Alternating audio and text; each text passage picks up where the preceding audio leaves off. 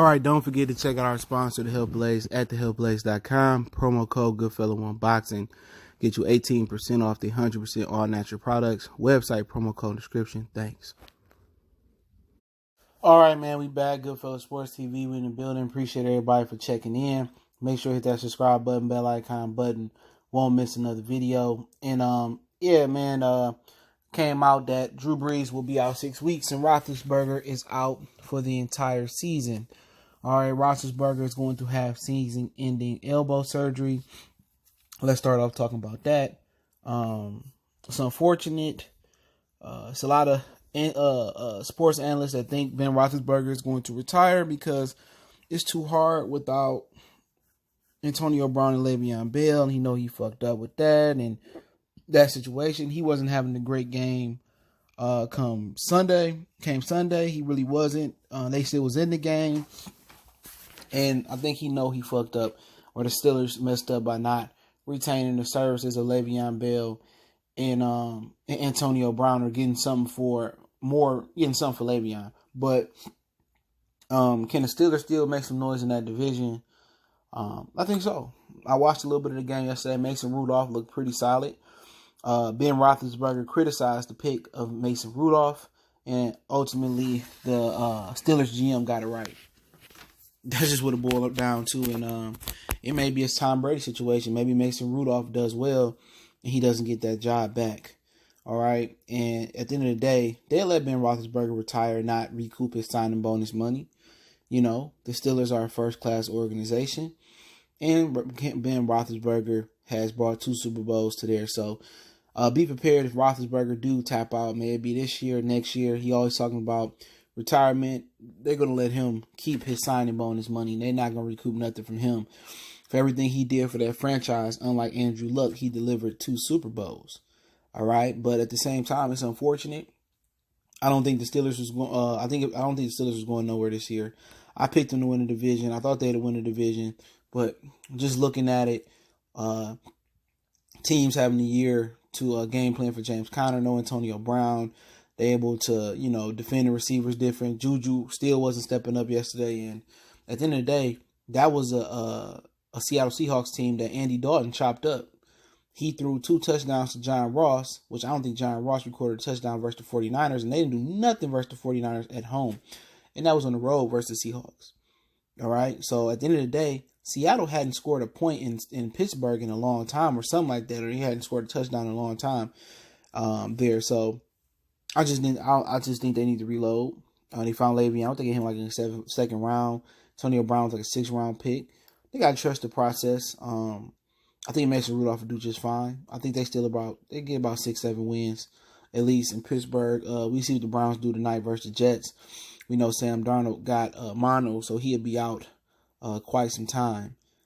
So Trevor Siemian will be starting. And Lamar looking like he'll run away freight train in the division, but I expect the teams to adjust to them and him come back down to earth as well. They'll see what he doing, and they'll see how to defend Hollywood Brown, how to defend Willie Snead, and how to defend Andrews, the tight end. Watch. Around the middle of the season, teams are going to make adjustments towards the end, towards Lamar Jackson. They're going to go through a skid, and the division going to be tight. It may be tight at the top. I don't know it. The Ravens might get 11, 12 wins. I don't really look at their schedule, but it is what it is. And Tom Brady outlasting these dudes. It looked like he ain't getting injured or nothing. He just got the look of the Irish, I guess. But Drew Brees has announced that he was out for 6 months, and this is where I'm gonna spend the most time in the video. He says, and I'll link the article in the description. He said New Orleans Saints quarterback Drew Brees on ESPN is expected to undergo thumb surgery as early as Monday.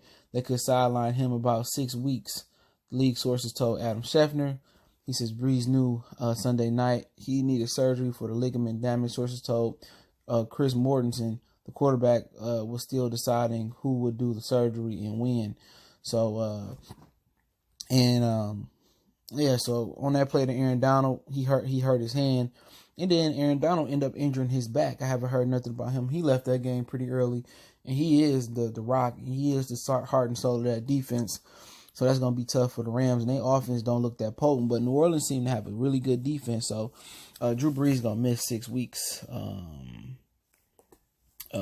He's going to miss 6 weeks with them, man. So that's unfortunate. So they'd be deciding whether Bridgewater or Jason Tatum is it Jason Tatum, whatever his name is, Tatum Hill, whatever the dude's name is, the athletic quarterback. And Rex Ryan tore into Teddy Bridgewater. He said he ain't that good. He sucked pretty much. And, since Sean Payton called the other quarterback, Tatum Hill, whatever the fuck his name is, Jason Tatum, I don't know, Tatum Hill, and I like him as well too. He's been calling him next Steve Young, but you gotta remember Steve Young history. When Steve Young got in the NFL from the whatever other league he was in, he had to get it adjusted to the NFL. He was a running quarterback down in Tampa. They gave up on him. So at the end of the day, Teddy Bridgewater didn't look good yesterday, and Rex Ryan was correct. He was correct. He said Teddy Bridgewater looked like shit the last game of the season last year he played.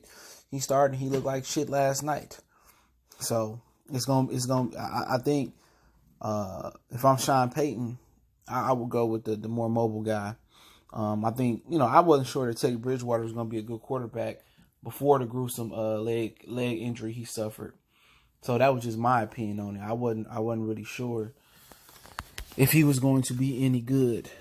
And Bridgewater he didn't look comfortable, and obviously he didn't practice. He didn't practice as the starting quarterback. He didn't prep as the starting quarterback. So maybe next week he get a chance to prepare as the number one quarterback. He get a chance to, be a part of the game plan and do things that fit, what he does well. And, maybe he can go ahead and do a little bit better. But if that Hill guy is ready to suit up and boot up and go, I believe the proper decision would be to play him. He seems to be a problem. Just his mobility. I'm pretty sure they got packages they can expand for him. And, with Brees missing 6 weeks, that's going to be tough on them. I know they got the Cowboys coming up and whoever else coming up. So, this could be a situation where it can get ugly. But the good thing about New Orleans, they got the defense to hold on.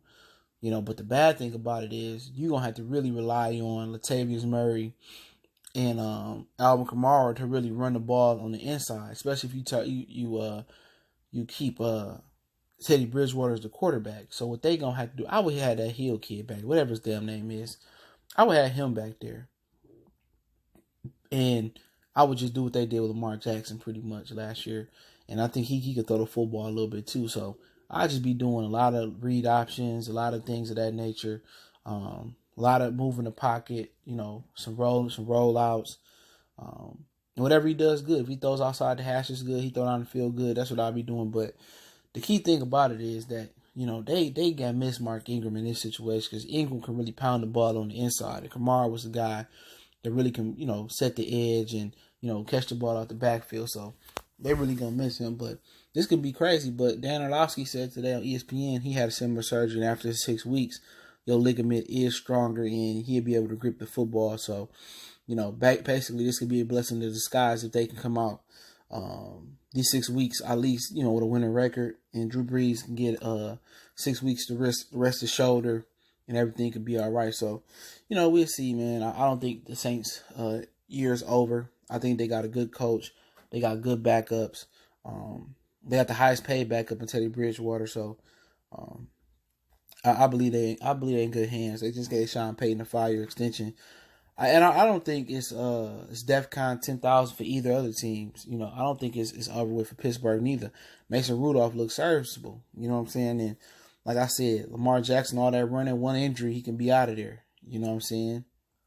You feel what I'm saying? The Browns are the Browns until proven otherwise. The Bengals, they got just plastered at home by the 49ers. So, like I said before, I still think Pittsburgh can win their division. I still think New Orleans can win their division to make the playoffs. And I don't think it's 100% over. All right? But, hey, it's Goodfellas Sports TV. Don't forget to check out our sponsor, The Hill Blaze, at thehillblaze.com. Promo code Goodfellow Unboxing. Get you 18% off the 100% all natural products, lotion, soaps, foot soaps, bath bombs, deodorant, toothpaste, hair pomade, much, much more. Website, promo code, description. Other than that, don't forget we on Facebook, Instagram, Twitter. Reach out to the email. All those links in the description. You hit me up. You need to get in touch with me for any reason. Email and Twitter is the quickest way. Other than that, man, I'll link the articles in the description. Let me know what you think about the Steelers and the Saints, who got a better chance to make the playoffs and recoup. I obviously would say the Saints, but we out.